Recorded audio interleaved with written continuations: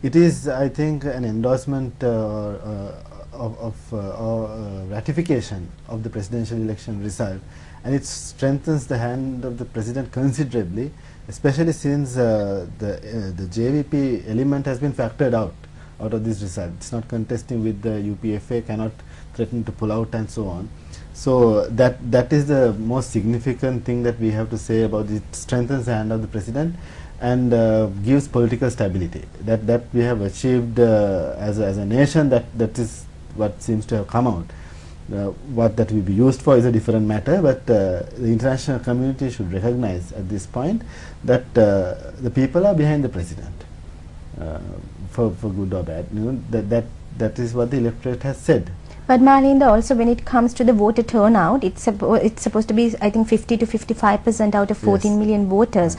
So why was it such a low voter turnout, and doesn't that have implications on the result? There is also the low voter turnout can be explained. One reason is that there is election fatigue. We've had too many elections, and we had a very hard fought presidential election where all the issues were thrashed out. So this was an issueless election. It was an election where the focus is on which candidates were going to get thrown out, which were going to get elected, who were going to get elected, and not so much about policies and things like that, because that had already been decided in on January 26th. And there was also on the part of the opposition demoralization, natural demoralization, and so we saw this in 1989 after the presidential election. When you have the general election, there was less enthusiasm on the part of the opposition. So that is indicated. And also the opposition school of thought was that the elections were also not conducted in a fair manner. They were also not referring to a particular day, that is the day of the elections, but it was a whole process.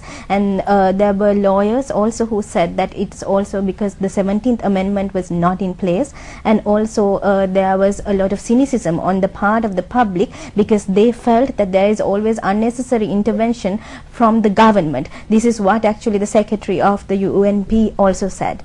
Well, the 17th, I mean, I think Rohan Idrisinghe said this, and this is partly true, that you know, we don't have a perfect system of electing people. We don't have perfect elections. But the validity of the result is not drastically compromised by this, because you can compare it with the kind of intervention by the state, by the government, and abuse of state resources in previous elections, and the ability to, for example, impersonate voters and rigging on election day. Those things have been sorted out to a large extent over the last few years, and in terms of election violence, there was one death, and that was of a UPFA supporter, and which is very much less, the incidence of violence very much less compared to other general elections, and it has been mostly intra-party rivalry that has produced the violence, not you know, elephants fighting with you know, bulat kola and things like that.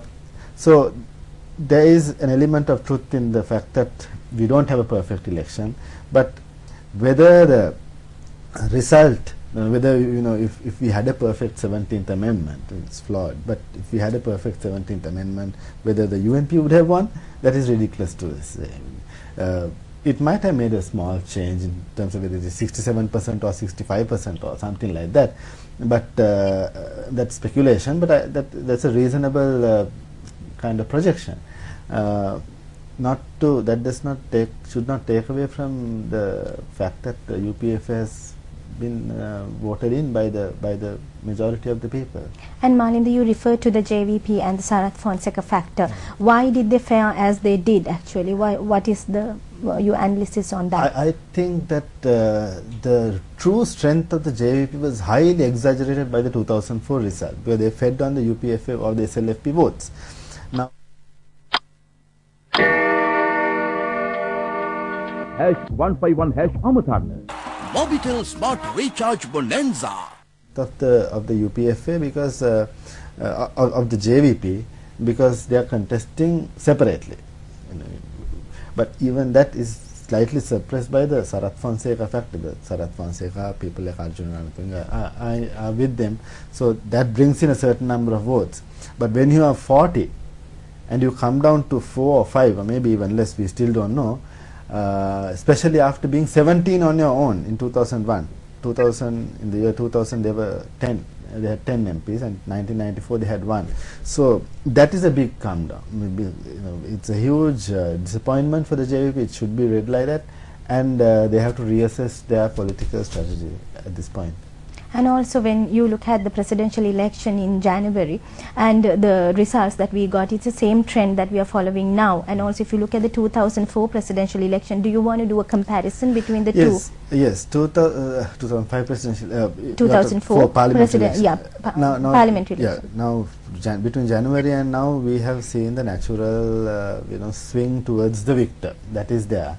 And this is a good moment for General Sarath Fonseca, retired General Sarath Fonseca, to assess his political worth. He got 40% of the vote in January, but now with the JVP, they are getting consistently about between 3 to 7% of the vote from each electorate that we see, the results that have come out. So he has to understand that people voted with the UNP, not necessarily for him, but because the UNP backed him. And you take that out, and that's the true worth of Sarath Fonseca with the JVP, without the UNP. So that will give an indication of the true support he has and the true strength he has. In terms of the 2004 election, well, as I said earlier, that was a larger coalition in the sense that the JVP was part of the UPFA. This time the JVP is without. And that indicates how much stronger the SLFP forces have become over the past 6 years, especially the president, under the president's leadership, Mahinda Rajapaksa's leadership. He has been able to hold the party together, and the fact that some people have left has not had any impact. In fact, it has actually helped him. And also before the elections, the government was also asking for the 2/3. And again, lawyers like Rohan Edirisinghe, he was also saying that some educated advocates advocating for 2/3 for the stability of the parliament to change the constitution is almost nonsense, because what he said was you don't need 2/3, but what you need is a reasonable majority, and you can go for a constitutional assembly that will actually reform the constitution with more stakeholder participation. What is your take on that? I think that when someone says educated people, that is a reflection of self-image, and it's kind of saying people are stupid. But see, Rohan, others, they are right in that 2/3 gives so much power, can be abused, depends on what you use it for. And we don't know about politicians. That is true. But why should anyone vote the way people vote? I would vote for a party. I'm not voting for the party to get 2/3. I'm voting because I prefer this party to that party, or a certain other number of parties. So I pick a party, then I pick the kind of the kinds of candidates that I want to be in parliament to represent me. So 2/3 is an outcome. We live with it. We don't vote or vote against 2/3. Now, for example, if I don't want the government to have a 2/3 majority, would I, if I was say a UPFA supporter, it's the logical thing for me to do to go and vote for the UNP, whose policies I might totally disagree with. That is, there may be 1 or 2 people who think like that and vote like that, or stay at home. But that is not how the majority think. They are not thinking about 2/3. They are wondering, which party do I want to run this country for the next 6 years? So if a certain amount of people think that way and vote for one particular party, and that party gets a 2/3 majority, you have to live with that. You can't. In 1977, the United National Party got 5/6 majority under J.R. Jayawardena. People were not thinking, it's bad to give these people 2/3, and therefore we should not. They thought the UNP set of policies presented was better than that of the SLFP, and more than that, they were sick of the United Front government for whatever reason.